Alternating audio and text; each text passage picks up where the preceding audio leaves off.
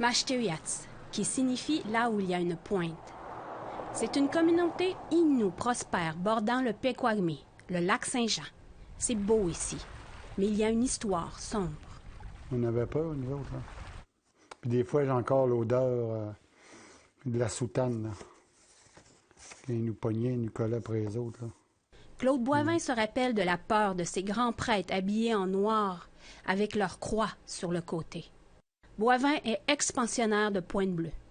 Parmi les 10 pensionnats indiens au Québec, le pensionnat de Pointe-Bleue est le dernier qui a fermé au Québec.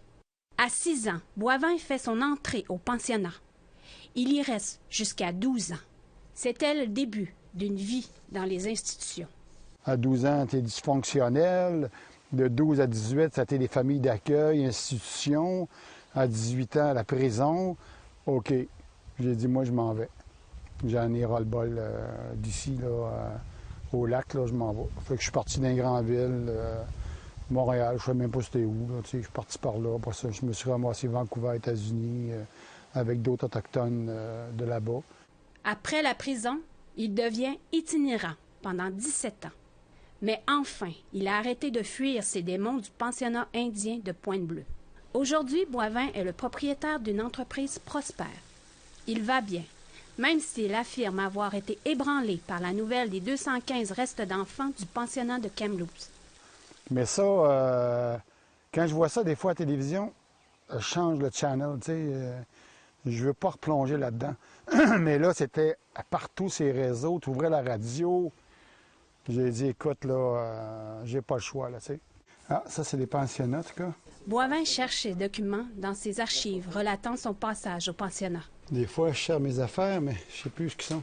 Tout en regardant la photographie de sa première année, il se remémore les gens qu'il a côtoyés. C'est drôle, là. Beaucoup de gens sont plus de ce monde. Le frère Galant. Frère Côté. Ça, c'est les deux frères. Père Martel. Père Couture. C'était le directeur, lui. Et son premier bulletin scolaire. Il n'y avait pas des grosses notes, moi, là. Il a commencé avec succès. Puis c'est la débandade. Les punitions s'accumulent. Lui qui avait 6 ans et qui voulait simplement jouer. Je regardais vocabulaire, langue parlée. 84, après ça, je tombe à 40, à 32, 0. Fait que là, il est arrivé quelque chose de certain, là. Pour que je me parle plus, moi. Je dis plus rien, là. Les 215 de Kamloops ont ravivé des émotions enfouies profondément. Claude Boivin n'est pas le seul dont les souvenirs qu'il qualifie d'irréels refont surface.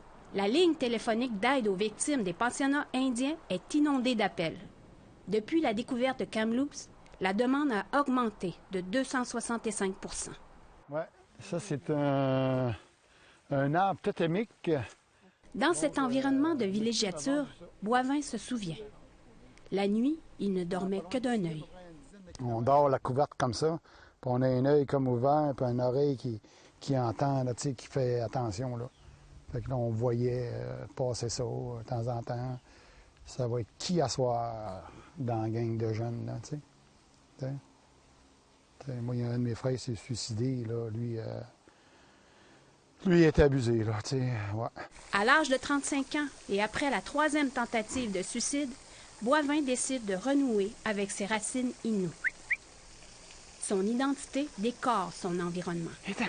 Et il se sert de son expérience pour donner aux autres dans sa communauté de Mashteuiatsi. Il ne faut jamais oublier ça, mais il faut pardonner ça. Mais c'est ça qui m'a fait grandir dans un sens. Si vous ressentez le besoin de parler à quelqu'un ou que vous pensez que quelqu'un a besoin d'aide, voici le numéro sans frais pour les victimes des pensionnats indiens, disponible 24 heures sur 24 et 7 jours sur 7. Shushan Bacon, Nouvelle nationale d'APTN, Mashteuiatsi.